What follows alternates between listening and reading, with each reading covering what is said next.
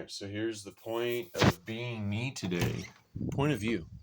The point of view of being me today. So today, I was just thinking, and I was thinking how cool all the gardens are coming along. You know, there's like little flowers popping up, little creatures. You know, he's guarding the garden space.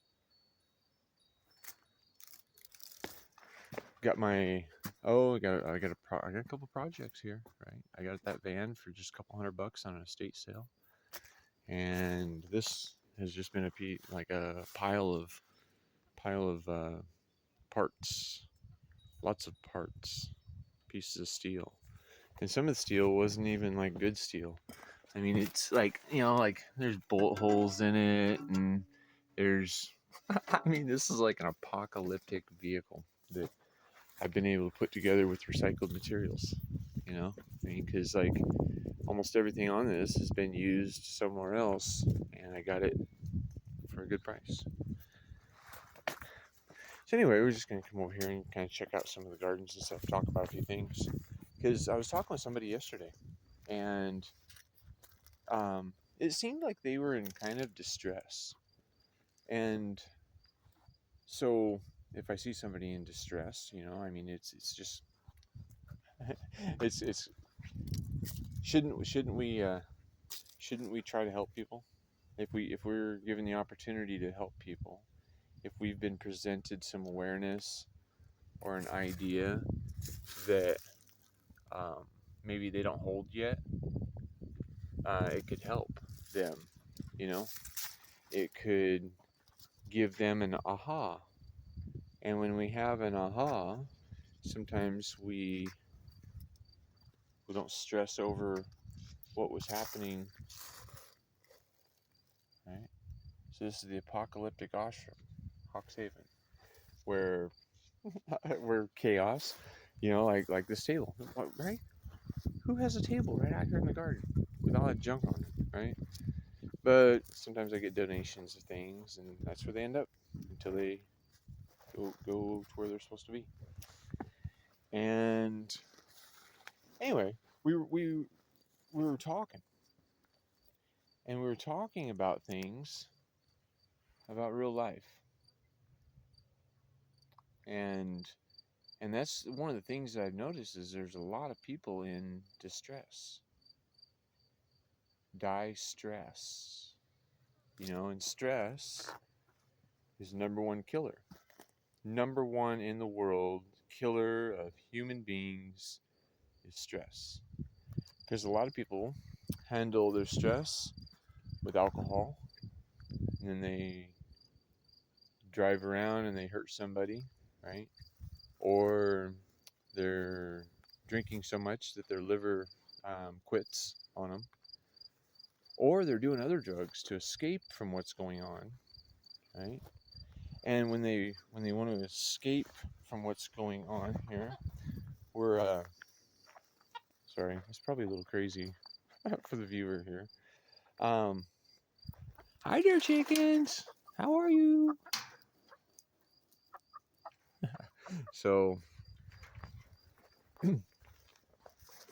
distress.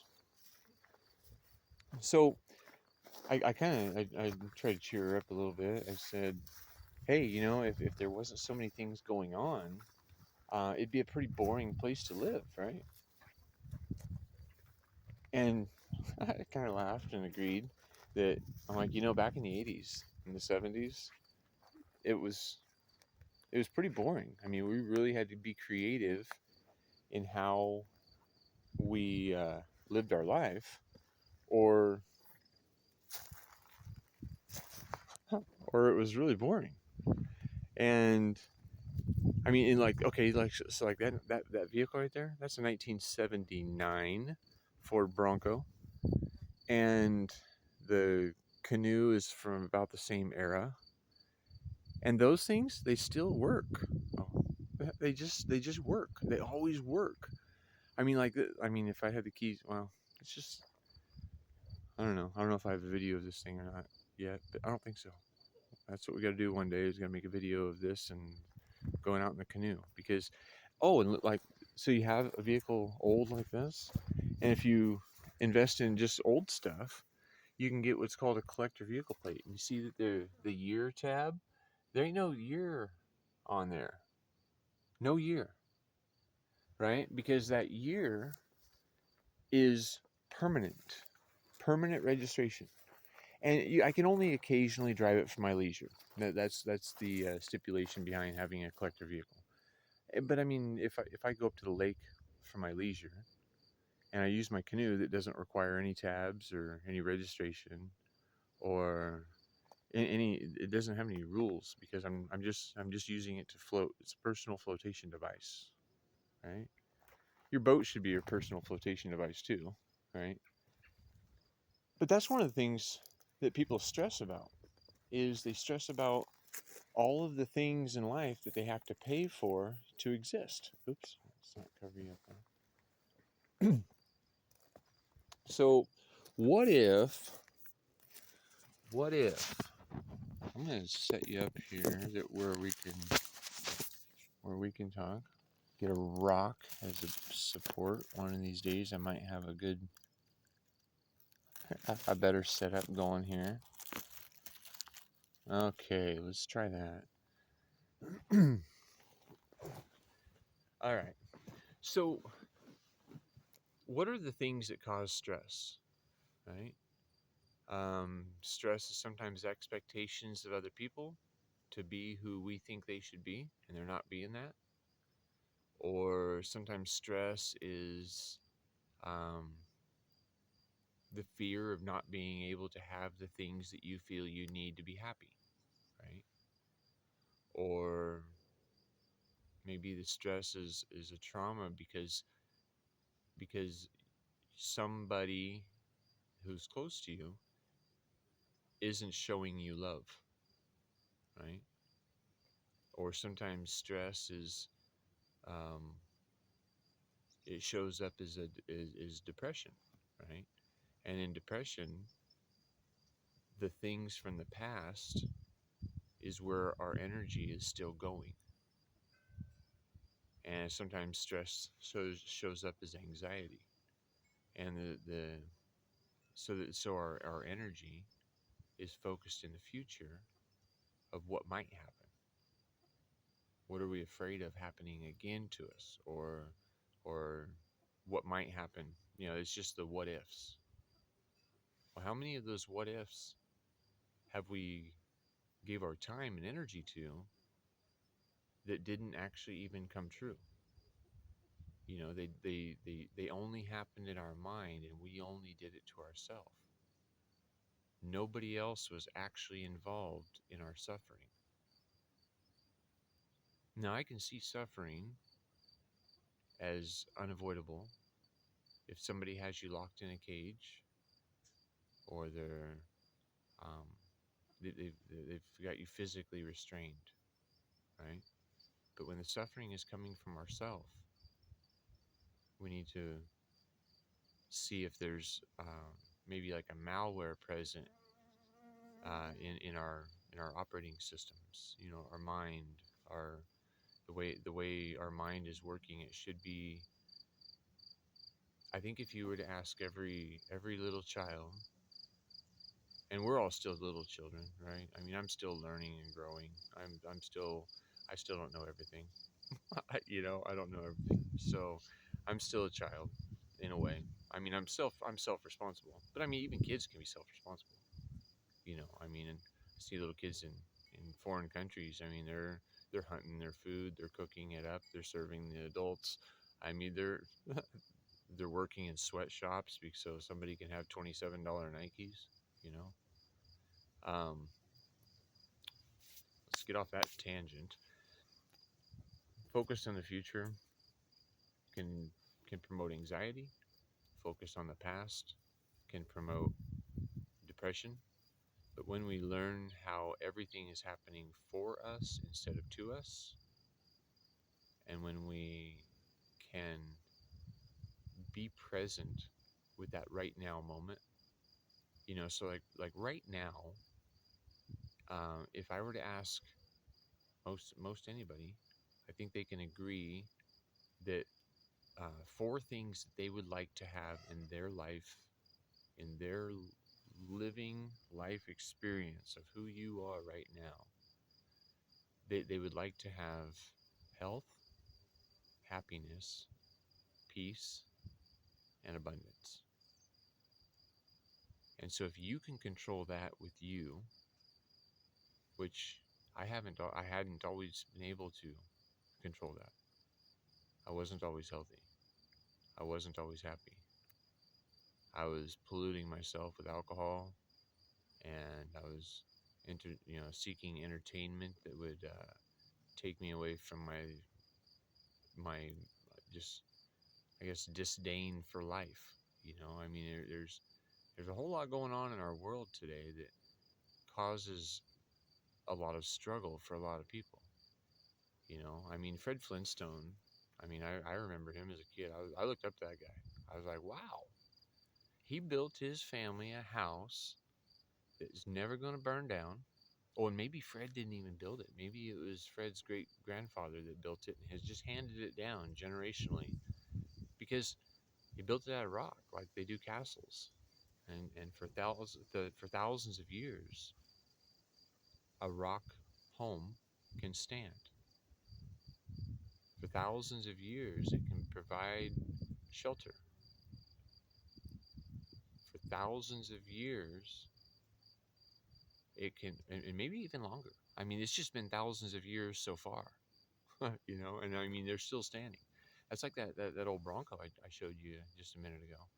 That thing has, I've had that thing where it's near vertical. I mean, well, you're just climbing some stuff that you're like, holy crap, how can this even do this?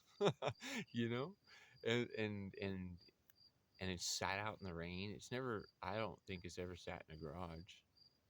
I mean I mean, it fires right up and it takes you down the road where you want to go. And if you need it to be in 4-wheel drive, you can put it in 4-wheel drive. And I mean, it's a workhorse. I mean, it's no reason, or no wonder they called it a Bronco. I mean, because it's a strong rig. I mean, it's almost as old as I am, and it's still doing good, you know. But so Fred Flintstone's house, though, that was a pretty cool idea. And then I've learned about things called earth ships, and what they basically have done is they've taken an improvement on Fred Flintstone's house, and they include um, gray water use to where it waters a garden, and they use a greenhouse attached to the home to where you can grow your food.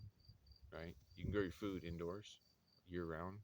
So instead of having to go to the grocery store and pay a fee, you can go right to the source and get it for free. Right? So that's two things right there. Two things that are pretty sustainable, but most people in the world are not doing that. Right? And rocks are, well, if you can just dig them right out of the ground. I got videos to show you about that.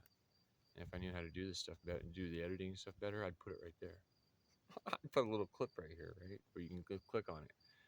But you can look on the page, the YouTube channel, right? It's there. But we've solved two problems right there, pretty simply. Build houses out of rocks or blocks. I mean, because there's some beautiful structures built out of glass bottles, right? You think, oh, glass, right? Yeah, well, whatever. I mean, you can take like a wine bottle and totally knock somebody on the head with it, and it's not gonna break the bottle. I mean, and because round is a very strong shape. When you have a round glass, it's actually quite strong.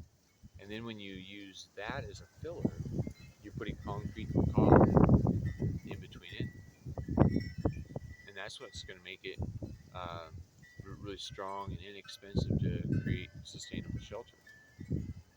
And then water, like water, that's like, pretty abundant, right? I mean, it comes in many forms. Like right now, it's surrounding me. Did you know that? that's surrounding me. I'm in the desert though, but humidity. So the humidity isn't really high here, but there is humidity, which means that there's water in the air. And these like condensation generators, these rock walls everywhere. I think I swear I've stacked, at least touched, or probably stacked close to 1,000,000 rocks on this property.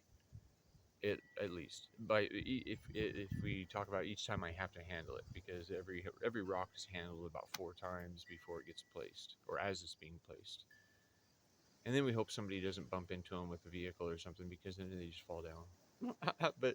but until that happens, they just stand, and it's just gravity holding them there. And my neighbor up the hill, he's basically built his castle out of rocks from that he's just unearthed from his property. It's really neat, you know. So I was talking about the water though. Rock walls, they become condensation generators because you've got a lot of airspace around the rocks, and so the nighttime air kind of seeps into everything, and everything gets really cold. And then um, when the sun comes out in the morning and the air temperatures rise, there creates a condensation point where the rock is cold and the air is warm. And so that's where if you look underneath rocks that are up on the surface, it's usually moist right there, because the rocks are gathering that and bringing it into the ground. So shelter, food, and water. There's ways that we can be living for near free and satisfy all of your needs and most of your wants. So if we reduce the expenses that it takes us to live, that reduces the stress in which we experience in our life to feel secure, right? And then when we recognize how well nature can entertain us, it's it's free, and it's free entertainment. I mean, I get to watch the Hawks and the Ravens, you know, aerial battles. I mean, that's way better than NFL. I mean, I've had a Raven swoop down just feet from me, and but they're in this battle. The Hawk was riding him down and trying to throw him to the ground, and he swooped right by me. And I mean, he's got like a 5 foot wingspan at least. He's big. So we've been advertised a way of living that isn't working for a lot of people. When we realign with what nature is, when we realign with what it what is it how, what is a natural human being, what are we supposed to be like, what how would your life be if you could just dream it up, whatever it is right now? A lot of people say, oh, I would love to live in the forest. Oh, if I just had a really nice little camp trailer, something to keep me dry, and store a few books, and have a solar system that can power up my laptop, and I can get you can get mobile hotspots, or you can actually just get away from Wi-Fi altogether. Well, I don't know if you can ever get away from Wi-Fi anymore, right? Starlink. I mean, isn't that like global Wi-Fi? Um, so anyway, but yeah, um, did you know that you can do 2 weeks in each spot where you want to live in the forest? Like you want to go camping in the forest, you can stay there for 2 weeks. And if we're responsible with how we just live, we don't have to have legions of public servants to come pick up after us. I mean, that's just rude. If you make a mess, pick it up, right? Don't hit, don't steal, and if you make a mess, pick it up. That's the only rules we need in the world, right? I mean, because we learn those in kindergarten.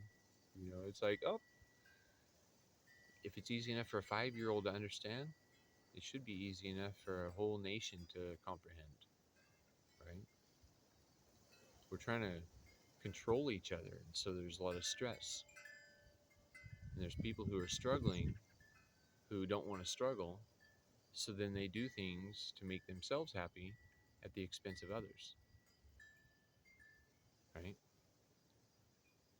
And so stress is the number one killer, not just because of people, drinking and driving because they're dealing with their stress in an unhealthy way, but in heart disease. And sometimes when people get stressed, they eat. They find comfort in a full belly, right? Because that's a physical comfort is, and you can sit and take a nap because you've delivered a whole toxic load to your body, and now it has to send its energy there to be able to digest the food. But when we're constantly eating and then sleeping, it's promoting many of the people who are handling their stress that way to having diabetes and cancer. So heavily meditated is what I like to teach other people because it's really benefited me. I've learned how to manage my breath most of the time, right? I mean, as soon as something happens that would would initiate a stress response, I can remember to breathe and ask myself, what can I control about this? Is it happening to me or for me? I mean, I can hit it from a couple of perspectives, and usually you can recognize the best pathway to be able to respond to whatever stimulus it is. So, anyway, yeah. So, stress is the number one killer, but heavily meditated is the is the antivirus. So, have a good day. Thanks for watching.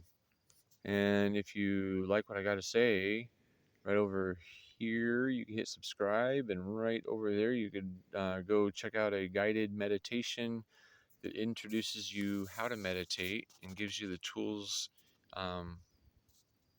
for when you're meditating. Thanks.